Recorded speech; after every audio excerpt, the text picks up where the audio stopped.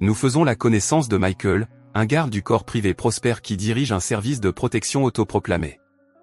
Sa mission est de protéger un trafiquant d'armes international, Kurosawa, et tout semble aller pour le mieux lorsque son équipe transporte Kurosawa jusqu'au jet qui l'attend.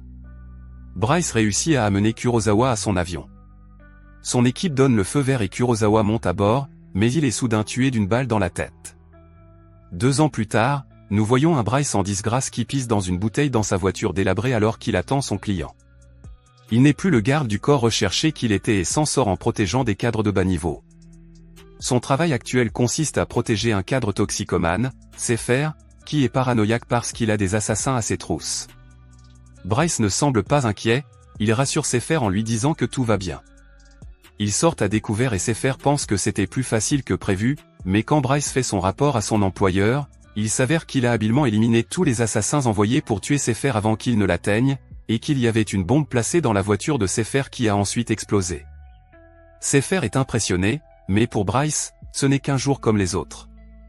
Il y a quelques années, en Biélorussie, le dictateur Duque et ses soldats arrivent dans un petit village pour interroger le professeur Asimov, soupçonné de diffuser des publications contre Duque.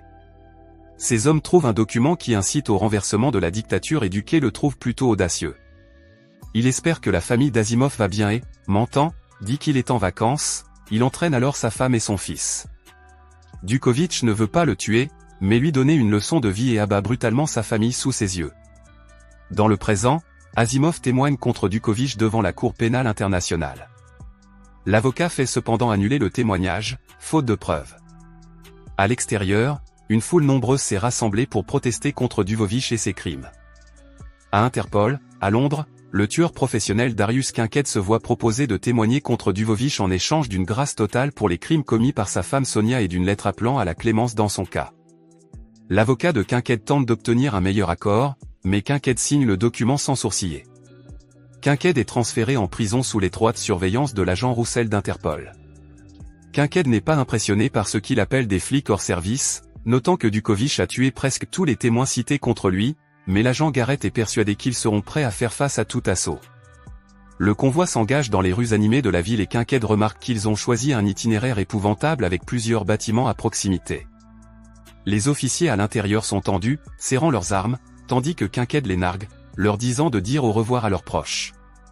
Alors que le convoi s'engage dans une autre rue, une voiture en stationnement explose, renversant la camionnette de Quinquet. Des hommes armés ouvrent le feu sur les officiers.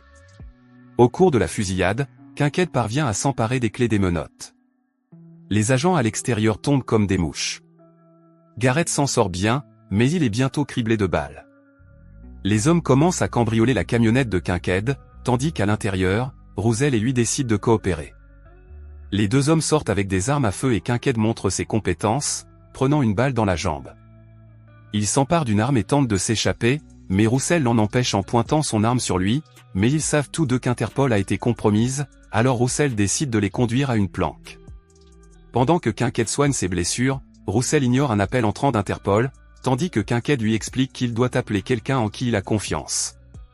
Elle contacte Michael, qui s'avère être son ex-petit ami, pour lui demander de l'aide, mais Michael est réticent à s'impliquer dans ses problèmes.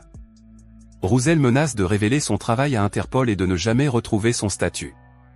Pendant ce temps, Kazoria et le directeur adjoint Fouché apprennent l'attaque du centre, et elle craint qu'il y ait une taupe. Elle demande à Fouché d'interroger Dukovitch pour obtenir des réponses et de tripler la surveillance de Sonia. Au centre de détention provisoire d'Interpol, les gardes apportent un téléphone à Sonia car elle a un appel de son avocat. C'est Quinquet, mais elle n'est pas heureuse de l'entendre car elle le tient pour responsable de son emprisonnement, mais il lui promet de se rattraper, lui rappelant qu'il l'aime. Michael arrive au refuge. Il n'est pas content de la voir car il lui reproche d'avoir tué Kurosawa alors qu'il s'était ouvert à elle pendant leur relation, mais Roussel lui révèle qu'ils ont rompu parce qu'il ne pouvait pas lui pardonner quelque chose qu'elle n'avait pas fait. Quinquet entend la conversation et sort pour vérifier, mais lorsque Michael et lui entrent en contact visuel, les deux commencent à se battre, essayant habilement de se désarmer l'un l'autre, sans qu'aucun des deux ne prenne le dessus sur l'autre, Quinquet s'évanouissant à cause de la perte de sang. Dukovitch a survécu à une tentative d'assassinat au poison, qui a laissé son visage défiguré. Fouché vient le voir et exige d'être payé, car il a livré Quinquet sur un plateau d'argent, mais les mercenaires étaient incompétents. Il donne à Dukovitch un stylo pour signer un chèque, mais Dukovic le poignarde dans la main, lui disant qu'ils seraient déjà morts s'ils étaient dans l'ancien pays. Leur accord ne sera pas complet tant que Kincaid ne sera pas mort, et pas avant. Dans la planque, Michael se souvient que Kincaid a essayé de le tuer 28 fois et ne peut pas croire que Roussel protège un assassin. Son seul objectif est que Kincaid témoigne contre Dukovic afin qu'il soit définitivement mis hors d'état de nuire. Il veut que Michael prenne en charge sa protection, mais Michael a besoin de quelque chose pour adoucir l'affaire. Roussel promet alors de faire tout son possible pour rétablir son statut grâce à ses connaissances. Fouché est au téléphone avec Casoria et entend son assistante lui parler d'activités dans l'un de leurs refuges. Casoria ordonne à une équipe de se rendre au refuge, tandis que Fouché transmet l'information à Dukovic. Le téléphone commence à sonner et Michael sait que le protocole d'Interpol prévoit l'arrivée imminente d'agents. Des mercenaires sont également en route avec des fusils puissants prêts à l'emploi. Michael veut les éviter, mais Kincaid fait irruption dans la pièce, désarme un homme et élimine habilement d'autres mercenaires qui arrivent. Michael n'est pas impressionné car les coups de feu ont alerté les flics à l'extérieur, qui mobilisent leur équipe SWAT et un hélicoptère. Les deux hommes retournent à l'étage, où Michael élimine deux autres mercenaires. Il s'enfuit sur le toit et Michael cherche un moyen de s'échapper en toute sécurité, mais Kincaid saute et atterrit lourdement dans un tas d'ordures. Michael, quant à lui, prend son temps et descend, et les deux s'enfuient dans sa voiture. Michael et Kincaid arrivent sur le parking d'un motel, où Michael tente de forcer la serrure de la voiture, mais Kincaid brise simplement la vitre. Michael et Kincaid roulent dans une rue secondaire lorsque Kincaid veut s'arrêter pour faire pipi.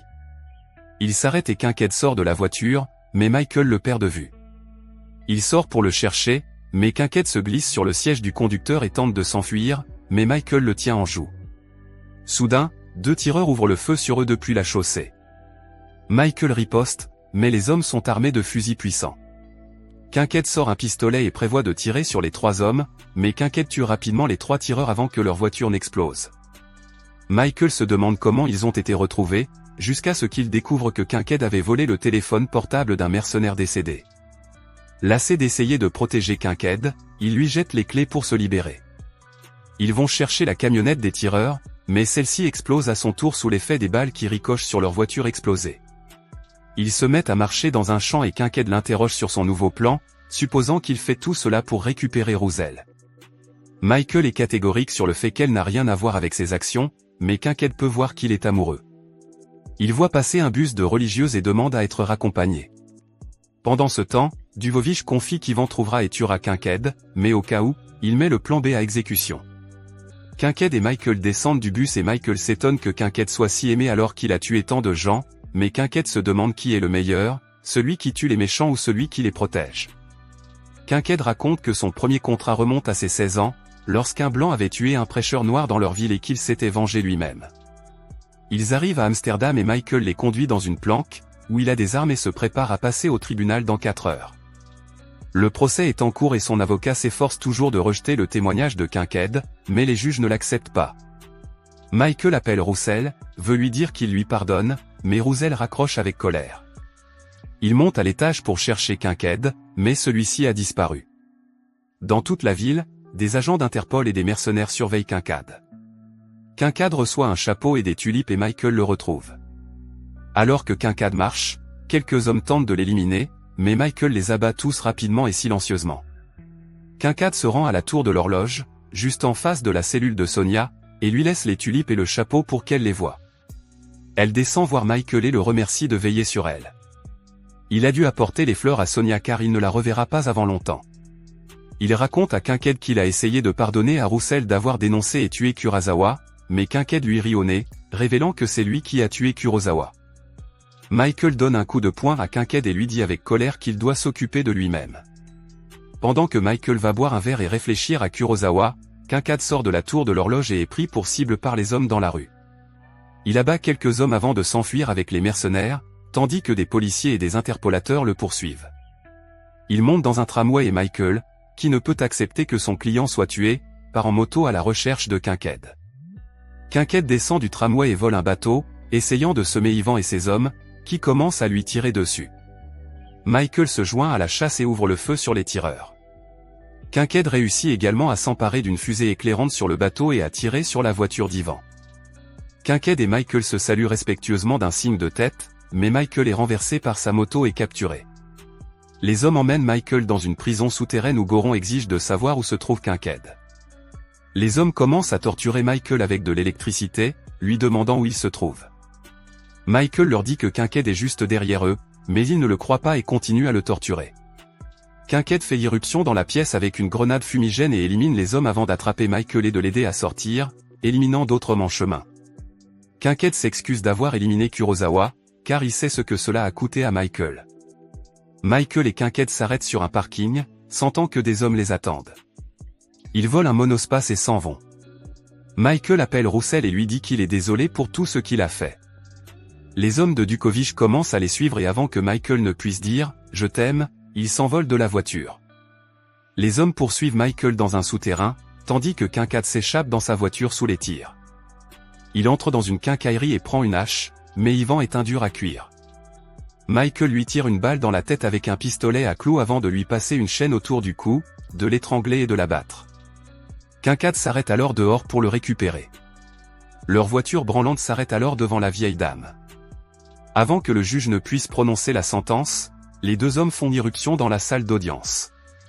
Au cours de l'interrogatoire de Kincaid, il est révélé que le pasteur dont il s'est vengé était en fait son vrai père. Il est également révélé que, quelques années auparavant, Duvovich avait invité Kincaid dans son palais pour l'engager, mais qu'il avait refusé après avoir entendu Duvovich donner l'ordre de massacrer un village entier. Kincaid montre également des photos à la cour et Fouché reçoit un message l'avertissant qu'il paiera pour son échec. Pendant ce temps, Fouché quitte la salle, suivi par Roussel. Elle l'affronte dans le couloir, mais Fouché l'attaque soudainement.